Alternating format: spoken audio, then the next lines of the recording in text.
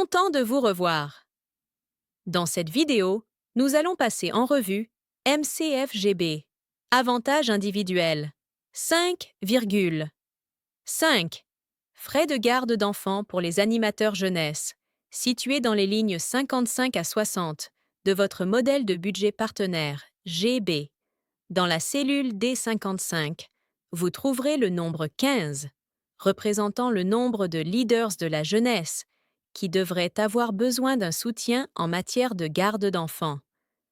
Ce chiffre part du principe qu'environ 50% du total des leaders de la jeunesse auront besoin de ce service.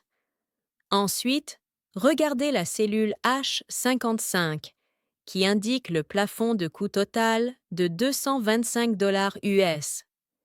Il s'agit du budget maximal pour l'ensemble des frais liés à la garde d'enfants pendant la période. Vos déclarations en monnaie locale doivent respecter ce plafond et ne doivent pas le dépasser. Examinons maintenant la colonne « Remarques » qui fournit des indications claires pour cet événement.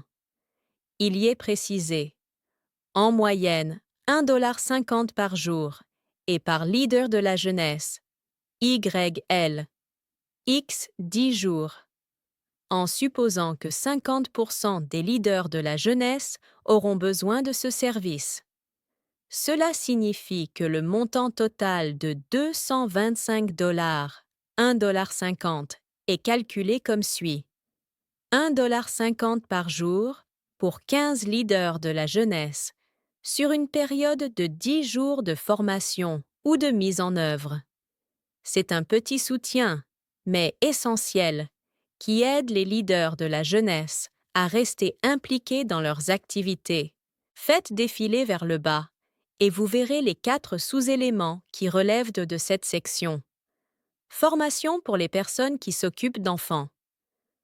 Cela concerne une journée d'orientation ou de formation destinée aux personnes qui assureront un soutien en matière de garde d'enfants lors des activités des leaders de la jeunesse. Type d'unité. Personne nombre d'unités. 1 fréquence. 1. La remarque précise. Ici. Événement d'une journée pour les intervenants en garde d'enfants par cohorte. Gardienne. Cela désigne la petite allocation journalière ou le paiement versé à la personne qui assure la garde d'enfants pendant les formations ou les événements. Type d'unité. Allocation de 10 jours. Vous saisirez votre coût unitaire en monnaie locale, par soignant et par jour, multiplié par 10 jours, et la feuille calculera automatiquement le total. Jouets et accessoires. Cela représente un achat unique et forfaitaire de matériel ou de fournitures de jeux simples pour les enfants. Type d'unité. Achat forfaitaire. Location de salles supplémentaires.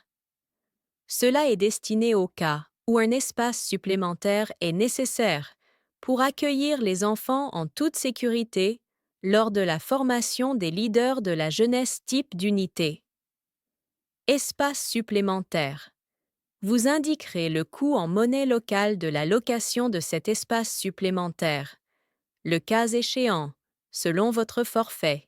Passez maintenant aux colonnes de répartition mensuelle à droite. Étant donné que ce soutien est lié aux sessions de formation des leaders de la jeunesse, veuillez comptabiliser le coût total pendant les mois où se déroulent les sessions de formation ou de formation de formateurs.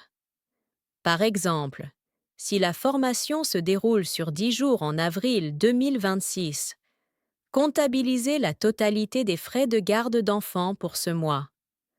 Si vous organisez plusieurs sessions de formation réparties sur plusieurs mois, divisez le total en conséquence, en veillant à ce que la somme ne dépasse pas 225 $, valeur maximale de la cellule H55. C'est tout pour l'événement 5,5.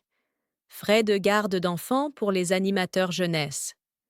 Vous avez maintenant finalisé le budget de cette activité de soutien, garantissant ainsi que les leaders de la jeunesse, parents, puissent participer aux formations et aux événements sans interruption, Dans la prochaine vidéo, nous aborderons la section suivante concernant les coûts, en nous concentrant sur les coûts de garde d'enfants par les pères chez les jeunes, coûts d'inclusion.